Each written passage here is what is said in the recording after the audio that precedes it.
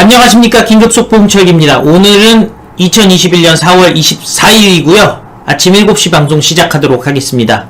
토요일이니까 이제 좋은 주말 앞두고 활기차고 즐겁고 에너지 넘치게, 활기차다가 에너지 넘치게다죠. 어찌되었건 좋은 하루 되시고 또 좋은 주말 되시기 바라겠습니다. 좋은 소식 전해드려야 되는데요. 중간중간 좋은 소식 있습니다. 하지만 역시 또 우라통 터지는 소식들도 있으니까요. 여러분들 잘 시청해 주시기 바랍니다. 자, 먼저 소개해드릴 얘기는 박범계와 이성윤 관련된 얘기인데요. 박범계, 이상한 얘기를 또 시작했죠. 차기 총장, 대통령 국정 철학과 상관성이 클 것이다. 검찰총장은 중립적이어야 할 텐데, 정치적으로 중립적이어야 할 텐데, 그리고 살아있는 권력도 수사해야 될 텐데, 지금 박범계는 대통령의 국정 철학과 상관성이 클 것이다. 한마디로 코드 맞는 사람을 검찰총장 시키겠다고 얘기를 하고 있습니다. 당연히 이성윤을 염두에 뒀나 해석이 나온다는데요.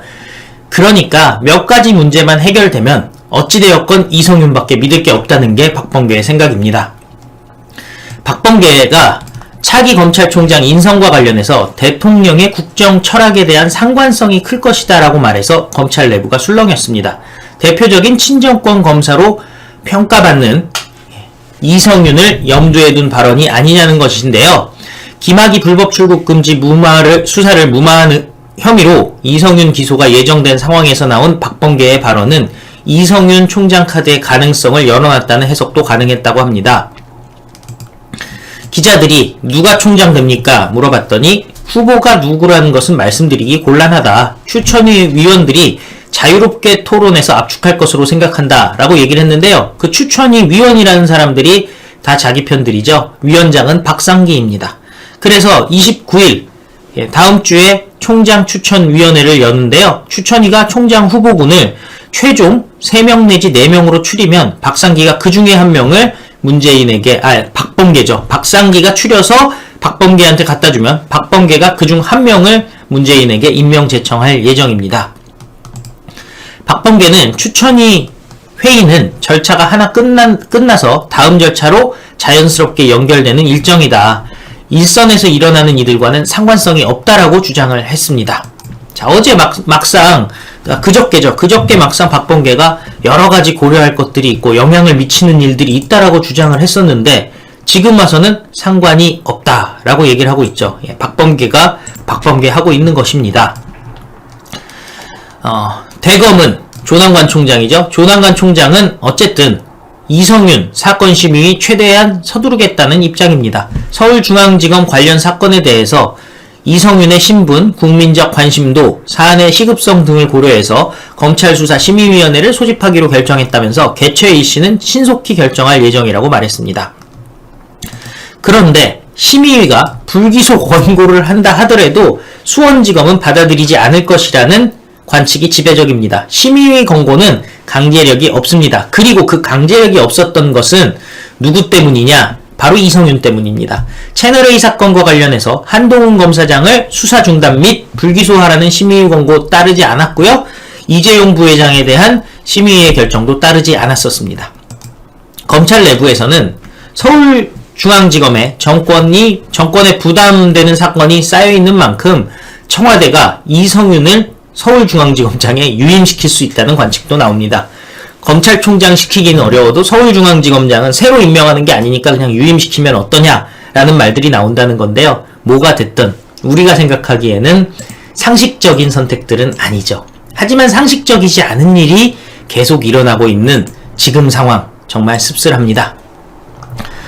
자, 그래서 지금 조남관 총장 대행이 총장 후보위가 추천하는 3-4명 안에 들어가는 것도 관심이다 라고 얘기를 하는데요. 들어가든 안 들어가든 안 시켜주니까 그거는 사실은 뉴스가 될 법한 일도 아니죠. 하지만 어찌되었건 이성윤의 혐의들은 하나둘씩 쌓이고 있습니다. 그 죄가는 언제가 됐든 결국 갚아야 될 텐데요. 자, 이성윤 금품수수 터졌습니다.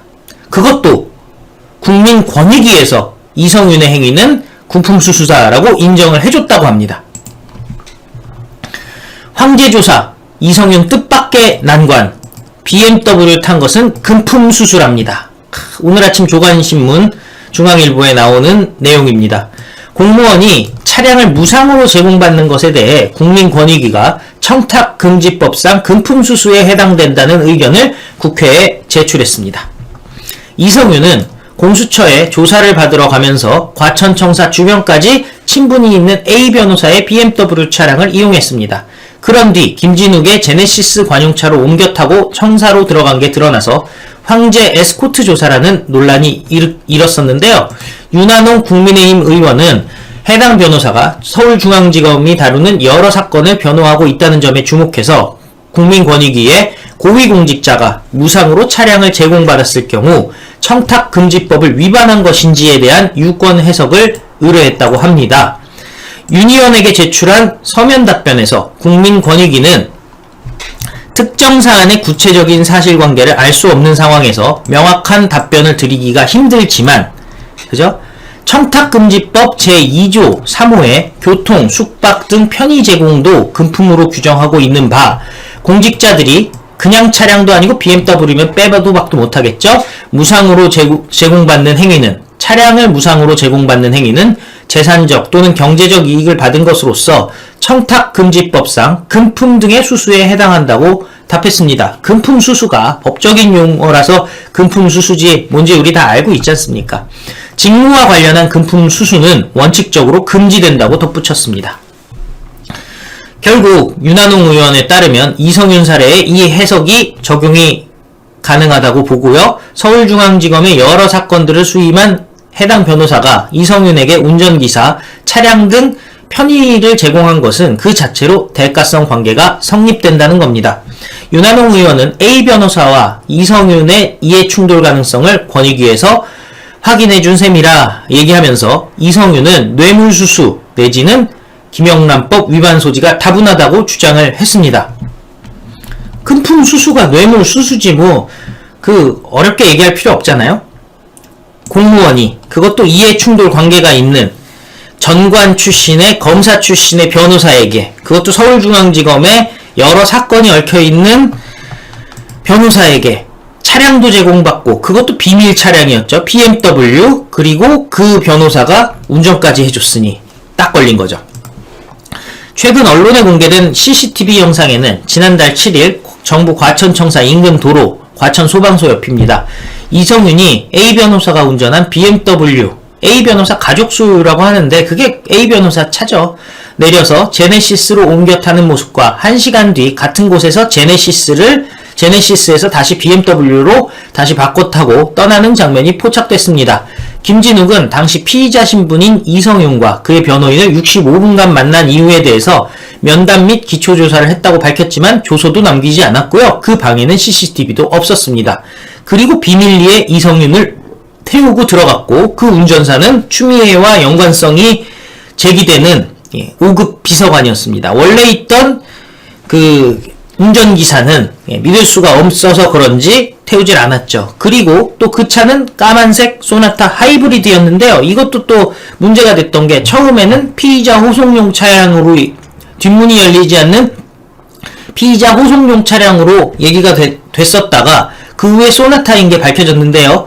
자, 그 관련해가지고 허위 보도자료로 지금 검찰이 수원지검에서 김진욱을 수사하고 있는 상황입니다. 일단은 김진욱 밑에 있는 대변인부터 불러왔습니다만은, 소환 요구를 했습니다만은, 그 대변인은 기재부에서 예산 관련 공무원을 하던 사람이 공수처 왔다가 대변인 할 사람이 없어서 대변인을 맡고 있는 사람이라 언론 상대 브리핑 같은 걸 할 줄을 모르는 사람이에요. 그럼 결국에는 그 사람 위에 있는 사람이라는 게 결국에는 이성윤 아니면은 이성윤이래요. 김진욱 아니면은 여운국 차장 두 사람이기 때문에 이러나 저러나 김진욱은 빠져나갈 수가 없는 상황이 됐고, 심지어 어제는 또 국민의힘 국회의원에게 이런 얘기도 했죠. 호송용 차량이 있는지 몰랐다. 2호차가 있는지 몰라가지고 내가 관용차를 보냈다라고 얘기를 했으니 또다시 또 거짓말한 게 들통났습니다. 입만 열면 거짓말하는 것이 김진욱인데요. 이성윤은 지금 금품수수로 걸려버린 겁니다. 이성윤은 지금 그래서 표적 수사를 받고 있으니 사건을 김진욱이 수사하게 해달라고 요구를 하고 있는 중입니다. 자, 검찰총장 되겠다고 하는 사람이 검찰을 못 믿겠다. 검찰 조직의 수사를 인정하지 않겠다라고 하는 사람. 이런 사람이 검찰총장 돼서는 되겠습니까? 자, 일단 김진욱은 사건을 검찰에 돌려보내면 오해를 살 수 있어서 직접 하려고 한다고 답했다고 합니다. 자, 이게 지금 저 사람들의 큰 그림이죠.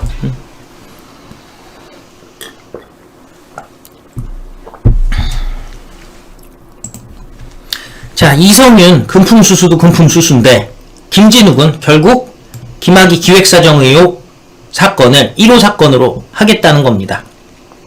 지금 일단 수사 능력이 없기 때문에 짜잘한 것부터 먼저 하자는 게 자문위원들의 의견, 그리고 아마도 여운국 차장 쪽에서도 그런 식의 생각을 하고 있는 것 같아요. 그런데 지금 김진욱은 본인에게 주어진 미션을 수행하려고 하고 있습니다. 누가 시켰을까요? 김진욱은 결국 이규원 검사에 대해서 공수처가 직접 수사하겠다라는 뜻을 밝혔습니다. 1호 수사가 곧 이규원 수사라는 거죠. 한마디로 이성윤, 이광철, 그리고 박상기 등이 얽혀있는 수사를 지금 김진욱이 하겠다고 하는 겁니다. 한마디로 방패막이가 스스로 되겠다는 거죠. 자, 국민의힘 조수진 의원과 잠깐 만난 상황에서 뻗치기를 해가지고 겨우 만나줬죠? 아니, 대한민국 국회의원이 30분을 기다려서 지나가는 거, 도망가는 거를 만나가지고 원래 곽상도 의원이랑은 아예 안 만났고요. 도망갔고요. 버티고 있다가 나가서 어디 일정이 있으니 어쩔 수 없이 나가는 과정에서 이제 걸린 거죠. 공수처 검사들도 임용된 상황에서 우리가 이규원 사건을 검찰에 돌려보내면 오히려 오해를 살 수 있다. 그래서 여기서 수사를 하려고 한다라고 얘기를 했다는데요. 자, 문제는 이거예요. 자, 원래 공수처가 생긴 것은 검사들이 제 식구 감싸기를 하기 때문에 제대로 수사를 할 수 없으니 공수처가 필요하다 얘기했었는데, 지금은 뭐냐, 검사들이 검사를 제대로 수사하겠다고 나오는데 공수처에서는 막아주겠다고 나오는 거니까 이상한 거죠. 자, 어찌되었건 중요한 것은 박범계는 이성윤 어떻게든 검찰총장 만들려고 하고 있고요. 박범계 위에 있는 사람 누군지 아시죠? 예. 이성윤 위에 있는 대학교 선배 누군지 아시죠? 자, 김진욱 위에 있는 사람, 뭐 이찬이가 있습니다만 이찬이 위에 있는 사람 누군지 아시죠? 자, 박범계와 이성윤과 그리고 김진욱, 그 뒷배경이 되는 사람이 누구인지 일찌감치 여론조사 한번 해보겠습니다. 자, 객관식 안 하고요, 주관식입니다. 여러분들 의견 올려주시기 바랍니다. 자, 3명의 공통된 뒷배경 누군지 댓글 올려주십시오. 자, 그런 와중에 그래도 세포조직이라고 할까요? 저자들이 바닥을 다지고 있지 않습니까? 그 다지고 있는 바닥, 뭐 보면은 민노총 뭐 이런 게 문제가 되죠. 그 반면에 민노총이 재계에 관련해서 대한민국을 흔들고 있다면은 그리고 교육을 흔들고 있는 사람들이 전교조죠. 사람들의 머리를 갖다가 어린 친구들의 머리를 전교조식으로 딱 교육을 시켜서 세팅을 하는 건데요. 자, 최재형 감사원장이 나섰습니다. 전교조 불법 채용 조의원을 고발했습니다. 멋있죠? 최재형 감사원장은 진짜 멋있는 것 같아요. 전교조 불법 채용 조의원 고발. 2018년 해직교사 등 5명 특채. 조의원 서울시 교육감이 2018년 교육감 선거 과정에서 자신을 도운 전교조 출신 해직교사 등 5명을 부당하게 특별 채용한 혐의로 경찰에 고발됐습니다. 감사원이 고발한 겁니다. 시민단체가 고발한 게 아니라 감사원이 나섰습니다. 그리고 어차피 조의원은 고위공직자니까 밑에 있는 직원들은 경찰이 수사할 것이고요. 조의원은 공수처가 수사를 해야 되죠. 그래서 감사원은 국가공무원법 44조 등 위반 혐의로 조의원을 경찰에 고발하고 관련 수사 참고자료를 공수처에 넘겼습니다. 뭐 어쩔 수 없죠. 지금은 공수처가 수사를 하니까. 김진욱 고민해야 됩니다. 전교조 교육에 대해서 조희연에 대해서 김진욱이 어떻게 생각하고 있을까요? 자, 전교조 교사 등 특정인 5명을 내정한 상태에서 형식적으로 채용 절차를 진행했고 다른 응시자들이 임용될 권리를 침해했다는 취지입니다. 국가공무원법 44조는 시험 임용에 관해 고의로 방해하거나 부당한 영향을 주는 행위에 대해 1년 이하의 징역 또는 1,000만 원 이하의 벌금에 처하도록 하고 있습니다. 당시 채용된 5명 중 4명은 2008년 서울시 교육감 선거 때 친전교조 후보에게 선거자금을 주고 조직적 선거운동을 한 혐의로 대법원에서 벌금형을 받아 퇴직한 사람입니다. 선거자금이랑도 연관된 사람이죠. 다른 한 명은 2002년 대선에서 특정 후보에게 부정적인 인터넷 댓글을 달아 선거법 위반으로 퇴직한 바가 있습니다. 그러니까 드루킹 비슷한 일을 하던 사람들인 거죠. 그러니까 친전교조 선거자금 관련된 선거사범, 그리고 드루킹 같은 일을 했던 인터넷 댓글러, 이런 사람들을 다 특채를 했다는 겁니다. 감사원에 따르면 조희연은 2018년 4월 선거를 앞둔 상황에서 전교조 서울지부로부터 해직 교사를 채용해달라는 요구를 받고 재선된 직후인 7월 채용 담당자에게 특채를 검토하라고 지시합니다. 교육청 담당자와 국과장, 부교육감 등 모두가 법에 어긋난다, 직권남용으로 수사받을 수 있다고 반대하자 이들을 배제해버리고 특별 채용안을 단독 결재합니다. 그리고 채용에 관여할 권한이 없는 전교조 간부 출신 비서실장에게 실무를 맡겼고 그 비서실장이 담당 부서 국과장이 심사위원을 정하도록 돼 있는 기존 절차를 무시하고 자신과 친분이 있는 인사들을 포함한 특채 심사위원회를 꾸리는 등 특채 채용을 관철시켰습니다. 조희연은 입장문을 내고 교육감 권한 범위 내에서, 이 사람들은 직권남용이라는 게 없죠. 이 사람들은 그냥 다 자기네 권한이에요. 그런 식으로 하면은 과거 정권에 대해서 적폐라는 소리는 어떻게 합니까? 그죠? 과거 정권은 오히려 문제 있으면 언제나 사과하고, 그죠? 국민에게 언제나 사과하고 적법 절차에 맞추도록 노력을 해왔던 건데, 조희연은 이런 문제 생기면 교육감의 권한이다 얘기합니다. 참. 그래서 심사위원을 변칙 구성했고요. 지원을 17명이 했는데 1등에서 5등까지 자기가 찍은 사람들이 됐다는 겁니다. 교육감 선거 재선에 도움을 준 세력에 보은하기 위해 불법을 저지른 사건이다 라고 교육계에서는 얘기하고 있습니다. 국과장이 반대했는데도 단독 결재했습니다. 원래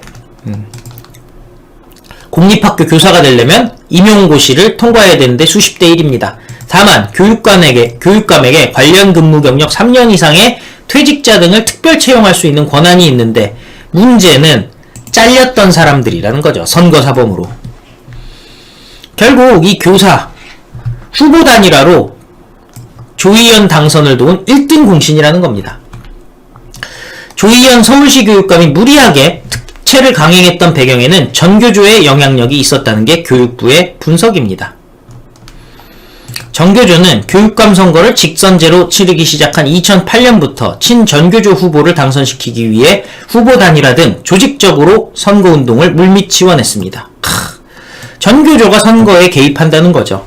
이번에 특별 채용된 해직 교사 중 한 명은 전교조 서울 지부장 출신입니다. 2018년 교육감 선거에 나왔었던 사람입니다. 예비 후보로. 그리고 조희연과 단일화를 했습니다. 참. 결국에는 조희연 교육감 당선을 결정적으로 도운 겁니다. 끝까지 이 사람 나왔으면 조희연 표가 갈라질 수도 있었죠. 전교조에서는 조희연을 안 뽑을 수도 있었어요.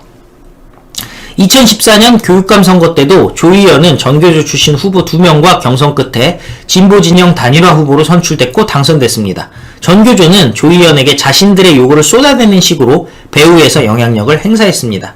그러니까 조희연은 전교조의 꼭두각시였다는 거죠. 참 대단한 거죠. 자, 요구를 들어주지 않으면 교육감실이나 교직원 식당 등을 점거하고 농성을 벌이는 일도 잦았습니다. 결국에는 전교조가 해직교사 복직을 집요하게 요구했던 이유는 이 문제가 전교조의 법적 지위를 좌우하는 쟁점 중 하나였다는 겁니다. 전교조는 해직교사 9명을 조합원에서 배제하지 않았다는 이유로 정부에서 법의 노조 통보를 받았습니다. 서울교육청에서 특별 채용한 전교조 해직교사 4명은 그 9명에 포함이 됩니다. 그래서 전교조 입장에서는 법의 노조를 벗어나기 위해서 이들의 해직 상태를 해소해야 되는 필요성이 있었다는 겁니다. 그리고 감사원 결과 말고도 더 있다고 합니다. 전수조사 해야 된다고 합니다. 서울시 교육청은 2015년 상문고 비리 사태 해결을 요구하며 교육청 점거 시위를 했다가 집행유예를 선고받고 해직된 전교조 출신 윤모교사를 비공개 특별 채용한 적도 있다고 합니다. 윤모교사가 특채를 요구하며 교육감시를 점거했던 사실도 드러났습니다. 인천교육청도 2014년 전교조 출신 전직 사립학교 해직교사 2명을 공립학교 교사로 비공개 특별 채용했고요. 부산교육청도 2019년 4명을 특채한 적이 있습니다. 결국 이 해직교사들, 전교조 해직교사들 서울뿐만이 아니라 전국에서, 그죠? 부산에서도, 인천에서도, 호남에서는 해직이 잘 안 되겠죠. 그죠? 어쨌든 전국에서 해직교사들 특채로 불법적으로 복직하는 일들이 계속 벌어지고 있다는 겁니다. 그리고 그 사람들에게 교육을 받는 우리의 자녀들은, 어린 아이들은, 학생들은 그 사상에 물들어서 성인이 되어가고 또 결국에는 주사파나 대깨문의 영향을 받겠죠.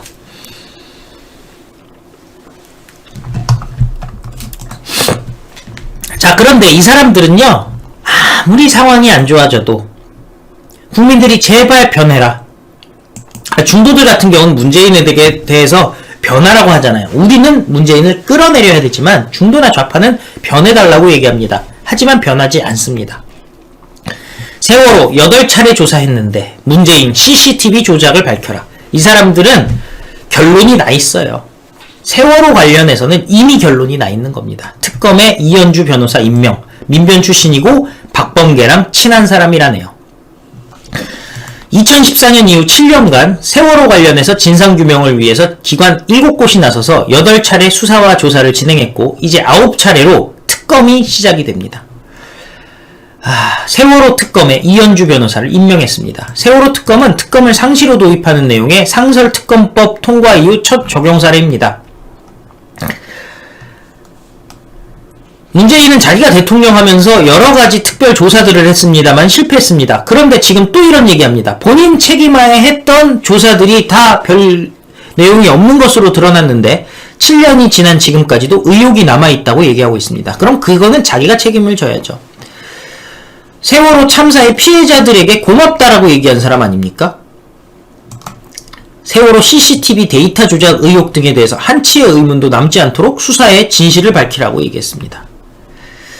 자, 이거 길게 얘기 안 할게요. 문제는 뭐냐면요. 이 문재인이 끝까지 가짜뉴스를 생산하고 의혹을 양산한다는 겁니다.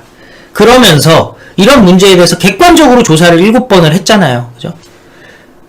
8번 했잖아요. 9번째 또 못 믿겠다. 객관적 조사를 못 믿겠다. 그럼 누가 가짜뉴스를 만들어내는 겁니까?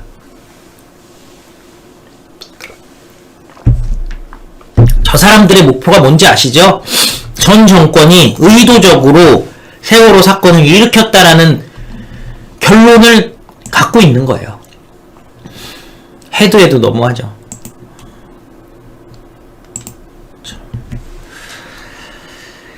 자, 김정숙 청와대를 떠났는데요.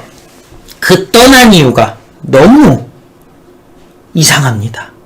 어떻게 대한민국의 대통령 그리고 영부인이 이렇게 행동을 하는지 정말 이해할 수가 없습니다.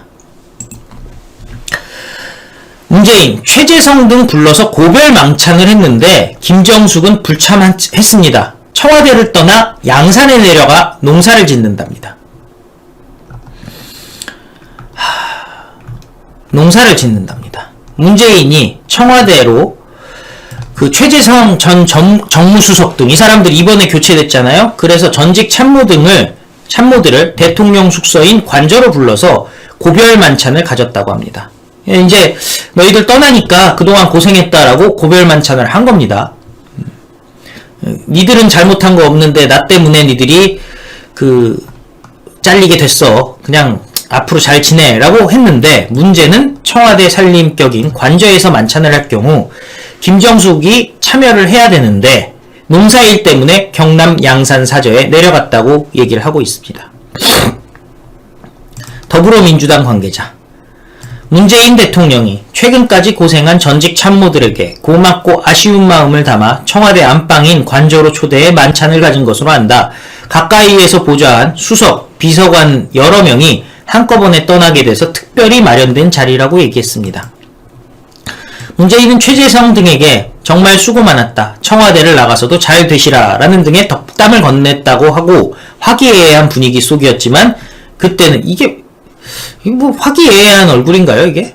참 애매하죠. 예, 어쨌든 다만 김정숙은 참석하지 못한 것으로 알려졌는데 김정숙 여사님은 농사일 등 농사 지으러 양산사저에 내려가서 만찬에 참석을 못했다는 겁니다. 청와대는 지난해부터 야당이 문재인 부부의 농지법 위반 의혹을 제기하자 양산사저 매입 후 김 여사가 여러 차례 양산에 내려가 비료를 주고 실제 경작 활동을 해왔다고 반박했습니다. 노영민은 국회에서 수차례 양산을 방문해서 유실수 재배에 있어 노동력을 행사했다고 주장했습니다. 근데 막상 그 농지법 위반 됐을 때 농업 경력에 김정숙은 경력 안 써놨어요. 문재인만 써놨었어요. 문재인의 경작 여부와 관련해서는 양산을 방문할 때 농사일을 돌본 것으로 알고 있다. 몇 차례인지는 밝힐 수 없다. 대통령의 비공개 일정은 모두 국가 1급 비밀이다. 대통령의 1분 1초도 다 밝히라고 얘기하는 사람들이 이제는 문재인이 양산 내려가서 농사 짓는 거 1급 비밀이라고 얘기합니다. 저 노영민 씨는요, 대한민국 국민들을 광화문에 나왔던 국민들을 살인자라고 얘기했던 사람인데요. 저 사람은 최근에 방역지침 위반으로 과태료 처분을 받은 바가 있습니다. 본인은 뭡니까? 본인은 벌금까지 냈잖아요.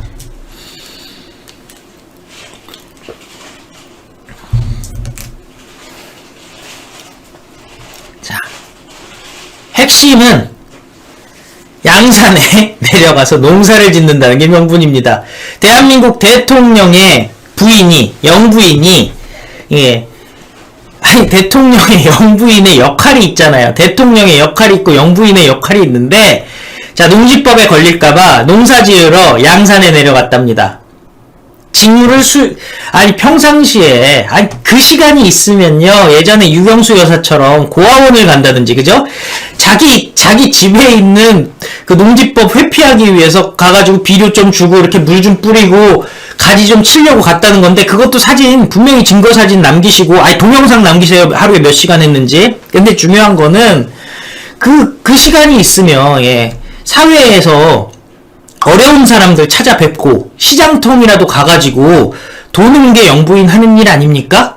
그 외국 대사라도 만나가지고 그 미국 대사 부인이 지금 대사 대행이죠. 대사 부인이라도 만나가지고 파이자라도 빨리 공급해주세요라고 얘기하는 게 영부인이 해야 될 일 아니에요? 근데 이 사람은 자기 집 농사 지으러 내려갔습니다. 농지법 문제되니까.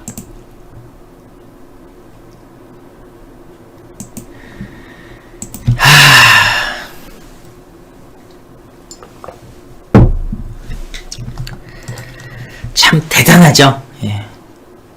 대단하죠. 지금 여러가지 일들이 벌어지고 있어요. 코로나 걸렸다가 회복한 아버지가 아스트라제네카 백신 맞고 사망했다는 얘기도 지금 나오고 있고요. 그리고 만약에 일하다가 아스트라제네카 맞고 문제가 생겼을 땐 산재로 인정 못한다는 얘기도 나왔습니다.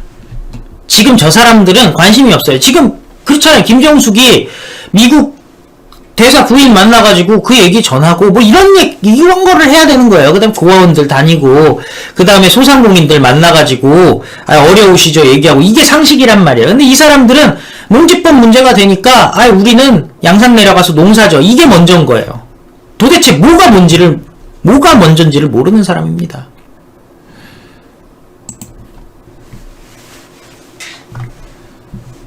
자, K주사기, 문재인이 자랑했던 K주사기 비인가 설비에서 생산한 의혹이 나타났습니다. 인증 없이 하루에 20만 개 부품을 생산했다는데요. 식약처가 법 위반 소지 조사 나섰습니다. 이미 50만 명 맞았죠? 70만 개가 회수가 된 물건입니다. 정부가 K방역에 쾌거라고 홍보했던 코로나 백신 접종용 최소 잔여용 주사기를 만드는 풍림 파마텍이 보건당국 허가가 없는 상태에서 신축 공장의 생산 설비를 한 달 이상 돌렸다는 의혹이 제기됐습니다. 전북 군산 새만금 산업단지 안에 있는 풍림 파마텍 공장에서 벌어진 일이라고 한다는데요. 무허가 생산이 맞다면 의료기기는 제조 및 품질관리 기준 인증을 받은 시설에서만 생산해야 한다는 법규를 위반한 겁니다.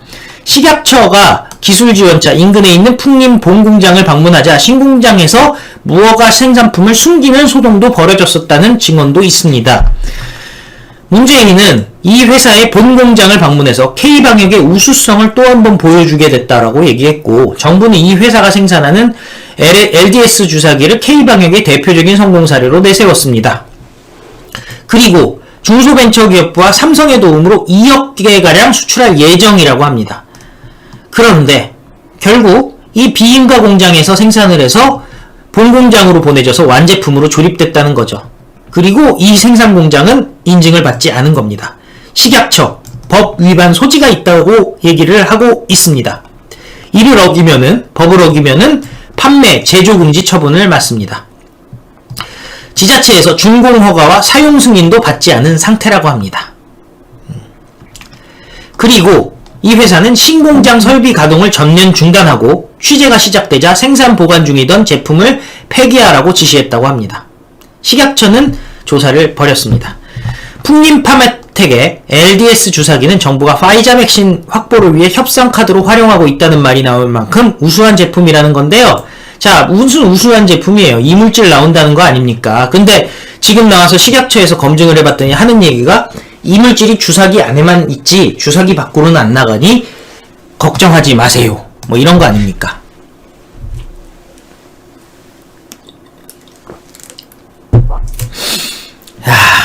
참. 일본은요, 스가가 파이자에게 굽신굽신해서 고개를 조아리고 5천만 개를 얻었습니다. 자, 정세균은 파이자가 갑질한다, 이렇게는 장사 못한다, 뭐 이런 얘기를 하고 있는데, 일본은 백신 5천만 개 얻었습니다. 그런데 내친 김에 영어권 동맹 파이브아이즈에 가입한다는 말이 나오고 있습니다. 영어권 5개국의 정보 동맹 협의체입니다. 미국과 가장 가까운 나라들입니다. 그들끼리만 미국 고급 정보를 공유합니다. 믿을만한 나라여야 가입이 허용됩니다. 일본도 가입이 아직 안 돼 있어요. 일본의 파이브아이즈 가입이 진정되고 있다. 가까운 미래에 매우 낙관적이다. 사실상 지금 일본이 미국에 가장 가까운 나라가 된다는 거죠. 파이브아이즈는 미국, 영국, 캐나다, 호주, 뉴질랜드, 그러니까 그야말로 미국이랑 문화를 교류하고, 그러니까 사상, 가치, 문화를 완벽하게 교류하는 미국의 그야말로 한 몸과 같은 동맹체가 파이브아이즈입니다. 미국, 영국, 캐나다, 호주, 뉴질랜드입니다. 1956년 호주와 뉴질랜드가 합류하면서 5개국 체제입니다. 70년 동안 가입 국가가 없었습니다. 뿌리가 같은 영어권 국가들의 신뢰 동맹으로 장벽을 높였기 때문입니다. 최근 미국과 영국이 반중 전선을 구축하면서 일본과 더욱 밀착하는 가운데 일본이 70년 만에 가입한다는 겁니다. 그러니까 여기는 진짜 문화 동맹체, 가치 동맹체, 그죠? 심지어 언어까지 갖고 민족까지 같은 공동체인데 거기에 일본이 들어온다는 거예요. 자, 그래서 미국의 모든 협의체에 들어간 게 일본입니다. 대단하죠. 이유는요, 자, 불공정 거래라고 정세균이 얘기했는데, 파이자 백신 18억 회분을 계약을 했습니다. 웃돈을 줬습니다. 2023년까지 공급받습니다. 유럽연합이 파이자가 생산한 코로나 백신을 대량 확보했습니다. 2023년까지 확보하는데요. 자, 18억 회분인데 EU 국민은 4억 5천만 명입니다. 그래서 파이자로 접종하고도 남을 수 있는 수준으로 확보를 한 겁니다. 이미 6억 회분을 확보한 상태입니다. 이유는 뭘까요? 아스트라제네카 그리고 존슨앤존슨 얀센이 문제가 있다고 하니 그러면은 이유는 화이자를 확보하기 위해서 웃돈을 제시했습니다. 지금 알려진 바로는 20% 이상 웃돈을 제시했다는 것이 알려지고 있습니다. 이유가 파이자 백신을 입도 선매하면서 다른 나라의 파이자 백신 수급에 차질이 빚어질 것이라는 전망이 나옵니다. 웃돈을 주고라도 갖고 와야죠. 노르웨이는 아스트라제네카를 이웃나라에 빌려줬고요. 프랑스는 코백스에 기부했습니다. 우리나라는 코백스에서 코백스라는 게 후진국들이 돈이 없으니까 백신을 공동 구매하는 거죠. 우리나라는 코백스에서 백신을 받았습니다. 선진국 중에서는 캐나다와 우리나라 정도, 그 다음에 뉴질랜드, 3개국 정도밖에 없어요. 코백스에서 백신을 공급받는 나라가. 근데 오히려 프랑스는 아스트라제네카 얘따 먹어라 하고 코백스에 기부를 해버렸다는 겁니다. 그리고 유럽에서는 웃돈 주고 화이자를 들여온다는 거죠. 20% 이상. 자, 미시시피 주에서는 백신이 많이 필요하지 않기 때문에 소포장해서 보내달라고 연방정부에 요청했고요. 루이지애나 주는 지난주에 단 한 번도 백신의 추가 선적을 요청하지 않았습니다. 성인의 절반 이상이 백신을 맞은 미국에서는 이제 백신의 수요가 적어졌습니다. 백신이 남아나기 시작했는데 이미 인도와는 협의를 하고 있습니다. 미국이 이제 인도에다가는 백신을 보내줄 거라고 얘기를 하고 있죠.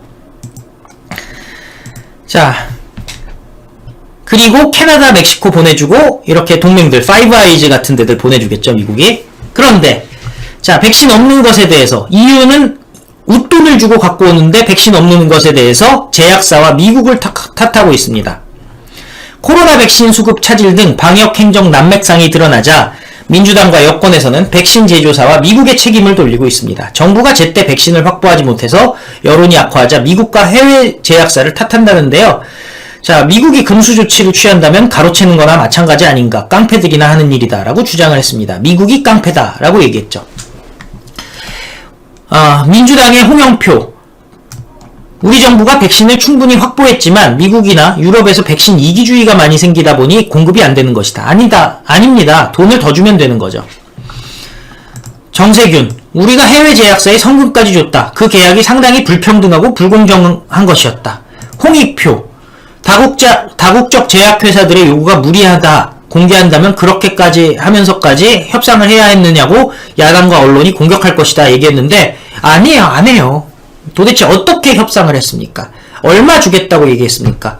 지금 초창기부터 알려준 바로는 자, 우리나라에서 조달청에서 물건 공급받듯이 파이자, 모더나 연락해가지고 최저가 입찰하듯이 들어오라는 얘기를 했다는 거 아니에요? 저쪽에서 굉장히 황당해했다고 합니다. 막상 지금 유럽에서는 웃돈을 주고 갖고 오고 있습니다. 자, 미국이 안 줘서 없다라고 지금 정세균이 얘기하고 있는데 그게 아니죠. 유럽은 웃돈 주고 입도 선매해버리죠. 대한민국 K방역 홍보하느라 1200억씩 쓰고요. 전 국민들한테 괜히 돈 뿌렸습니다. 그 돈 엄청난 돈이죠. 몇십조 되는 돈들, 몇십조 되는 예산들 만약에 파이자, 모더나에 입도 선매하는 용도로 사용했다면 2배를 주더라도 우리가 갖고 있었다면 그게 곧 안보 아닙니까? 대한민국 국민들의 건강이 안보인데 백신 안보라는 말이 이제 생겼지 않습니까? 그런데 지금 와서 불공정한 계약이었다? 막상 다른 나라들은 그런 거 신경 안 쓰는 거예요. 야, 그런데 그러다 보니 이런 일이 벌어지는 거죠. 드디어 이런 일이 벌어졌습니다. 우리도 중국산 백신 맞게 되는가? 정부 시노백 도입을 검토한다고 합니다. 중국 백신 도입이 드디어 가시화되게 생겼습니다. 보건복지부가 러시아산 백신 스푸트니크 V에 이어서 중국산 백신 시노백을 두고 백신 수급 상황 등을 종합적으로 고려해. 종합적으로 고려할 거 없죠? 아스트라제네카 말고는 백신이 없는데요. 그것도 아스트라제네카도 물량이 딸리는 상황이지 않습니까? 도입 여부를 결정할 예정이라는 겁니다. 미국산 백신 수출 제한 우려가 제기되면서 다양한 백신의 공개 검증을 위한 논의가 급물살을 탄 상황이라는데 이재명이 러시아산 백신 얘기했고 문재인도 러시아산 백신 검토를 지시했습니다. 그런데 이규민 더불어민주당 의원은 시노백 등 코로나 백신을 국내 도입하는 것에 대한 검토 여부를 질의를 했습니다. 그리고 시노백도 검토한다고 연락이 온 거죠. 복지부는 현재 신규 백신의 개발 허가 동향을 모니터링하고 있다. 대한민국은 지금 백신 못 만드는 거예요. 백신 수급 상황과 바이러스 변이, 항체 유효기간 등을 종합적으로 고려해서 도입 여부를 검토해 나갈 예정이다. 러시아산에 이어 중국산까지 다양한 코로나 백신 검증에 제한을 두지 않겠다는 겁니다. 자, 이유는 결국 뭐겠습니까? 미국이 3차 접종에 나섰고요. EU에서 입도 선매했습니다. 이거 지금 웃기잖아요.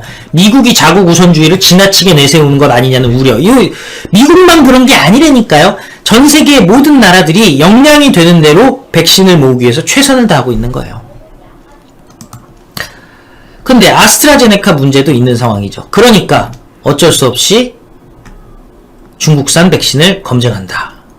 도입할 가능성을 찾아보겠다. 이재명 그리고 문재인. 문재인도 스푸트니크 백신 도입 가능성 점검을 지시한 만큼 다양한 백신 도입을 적극 검토할 필요가 있다고 주장을 했습니다. 자, 중국산 백신 WHO에서는 긴급사용심사 최종 단계라고 합니다. WHO는 여러분들도 아시듯이 그 대표적인 친중기관 중에 하나죠. 중국산 코로나 백신 사용 허가와 관련된 세계보건기구의 심사가 최종 단계에 진입했다고 합니다. 홍콩 사우스 차이나 모닝 포스트 등 외신에 따르면요. 케이트 오브라이언 WHO 예방접종 팀장은 중국 제약회사 시노팜과 시노백이 생산한 코로나 백신 사용 허가 심사가 오는 4월 26일, 5월 3일로 예정돼 있다고 합니다. 자, 오브라이언 팀장, 이런 심사 일정이 잡힌 데 대해 기쁘게 생각한다면서 심사회의를 위해서 두 회사와 지속적인 연락을 취하고 있다고 얘기했습니다. 시노팜과 시노백이 허가를 받으면 코백스 퍼실리티를 통해 전 세계에 공급될 수 있습니다. 자, 우리는 코백스에서 공급받고 있잖아요. 백신을, 일부를. 그러니까 시노팜과 시노백이 코백스로 들어가고 코백스에선 묻지도 따지지도 말고 니네 받아 하고 주면은 받아야 되겠죠.